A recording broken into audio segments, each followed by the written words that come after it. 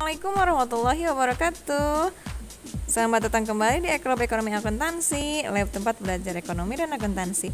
Nah, kali ini kita mau melanjutkan pembahasan tentang siklus akuntansi pada perusahaan manufaktur. Di sebelumnya kita sudah mengulas sedikit tentang apa itu manufaktur, kemudian akuntansi yang dipakainya apa saja ya.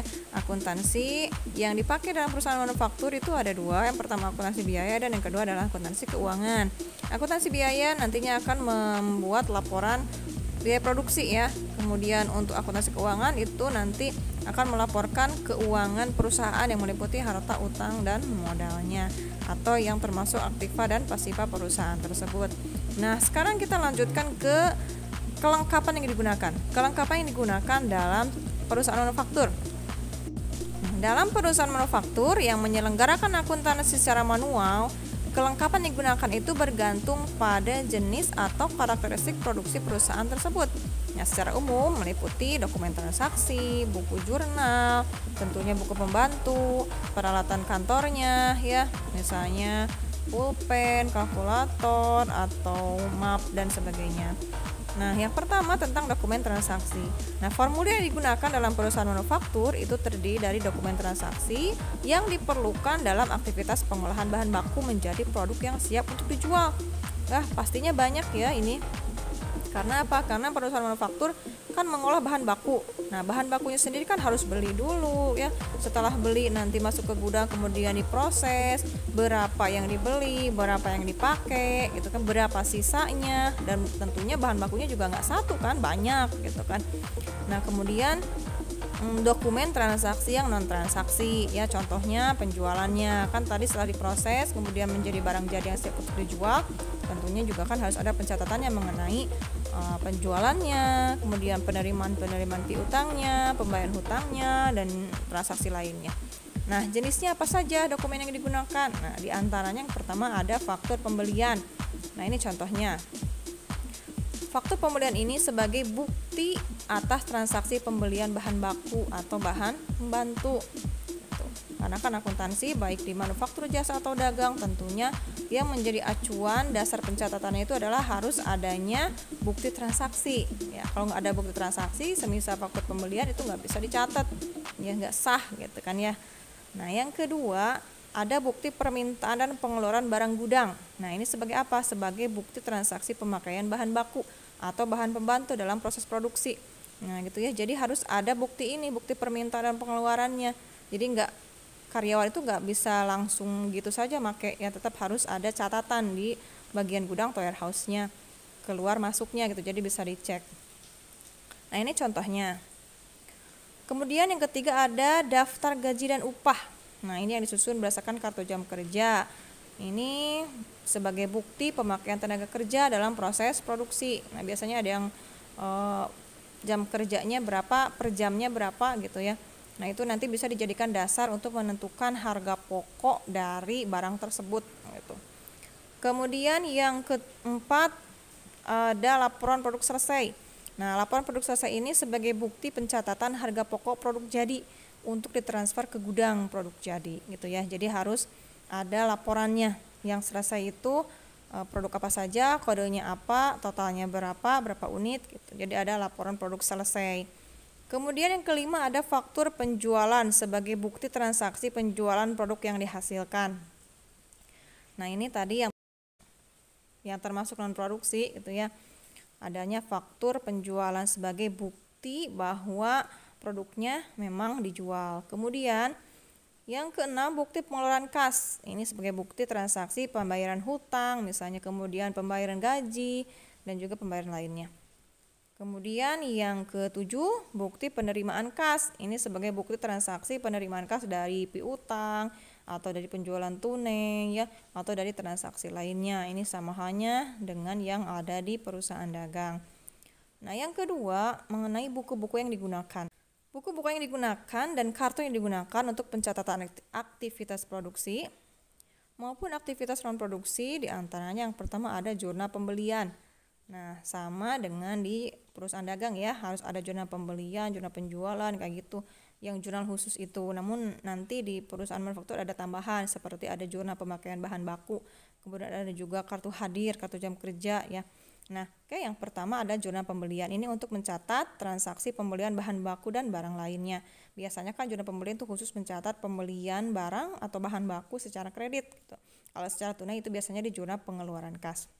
Nah, seperti di contoh, itu di kolom debit ada akun pembelian dan di kolom kreditnya ada utang dagang. Nah, akun pembelian atau kolom pembelian itu khusus mencatat pembelian bahan-bahan bakunya atau kalau di perusahaan dagang pembelian barang dagangannya. Nah, selain barang dagangan, itu ditulisnya di kolom serba-serbi, misalnya pembelian peralatan toko dan lain-lain. Nah, yang membedakannya itu di kolom pembelian adalah bagi perusahaan yang mencatatnya dengan menggunakan metode periodik, ini menggunakan akun pembelian. Tapi kalau perusahaan yang menggunakan metode perpetual, itu akan menggunakan akun persediaan barang dagangan. Yang kedua, jurnal pemakaian bahan baku dan bahan pembantu. Nah, ini untuk mencatat transaksi pemakaian bahan baku dan bahan pembantu dalam proses produksi. Jadi kita tahu barang A ini itu yang menghabiskan bahan bakunya berapa kilo, bahan pembantunya berapa kilo, upahnya berapa, itu jadi nanti bisa menentukan berapa harga pokoknya. Nah, setelah diketahui harga pokok kan bisa ditentukan harga jualnya, ya berapa, ingin untung berapa berarti tinggal ditambahkan dengan harga pokoknya. Kemudian yang ketiga ada kartu hadir, kartu jam kerja, daftar gaji dan juga daftar upah. Biasanya disatuin ya daftar gaji dan upah. Gaji dan upah kan beda. Kemudian ada jurnal penjualan untuk mencatat transaksi penjualan produk yang dihasilkan. Kemudian ada juga jurnal pengeluaran kas dan jurnal penerimaan kas seperti halnya di perusahaan dagang. Jurnal khusus itu berlaku juga di perusahaan manufaktur gitu kan ya. Kemudian ada buku besar sebagai tempat menggolongkan, mengikhtisarkan transaksi, baik itu transaksi yang menyangkut produksi maupun non produksi. Kemudian selanjutnya ada juga kartu sediaan, kartu hutang dan juga kartu piutang sebagai buku-buku pembantunya. Ini hampir sama dengan perusahaan dagang. Jadi yang ada di perusahaan dagang itu ada di perusahaan manufaktur gitu ya. Tapi kalau perusahaan manufaktur itu belum tentu ada di perusahaan dagang, kan nggak akan ada tuh laporan biaya produksi di perusahaan dagang ya. Kemudian nggak ada jurnal pemakaian bahan baku gitu. Nah, selanjutnya akun-akun buku besar yang digunakan. Nah, apa saja? Nah, siklus akuntansi perusahaan manufaktur ini pada dasarnya memang sama dengan siklus akuntansi jenis perusahaan lain ya, terutama perusahaan dagang. Nah, transaksi dicatat ke jurnal, kemudian diposting ke buku besar, kemudian nanti data dari buku besar dipindahkan ke neraca saldo gitu ya. Nah, seterusnya ya. Pencatatan pada umumnya menggunakan sistem perpetual ya. Sistem perpetual itu apa? Jadi mencatat setiap transaksi langsung dicatat gitu. Jadi ketahuan harga pokoknya. Kalau periodik kan itu nggak dicatat tiap transaksi, nanti aja pas akhir periode gitu dihitung sisanya berapa baru dihitung harga pokoknya. Nah, sesuai dengan karakteristik kegiatan usahanya, perusahaan manufaktur ini menggunakan akun-akun buku besar yang meliputi akun-akun yang berhubungan dengan pencatatan biaya produksi dan akun-akun yang secara umum digunakan pada jenis perusahaan lain.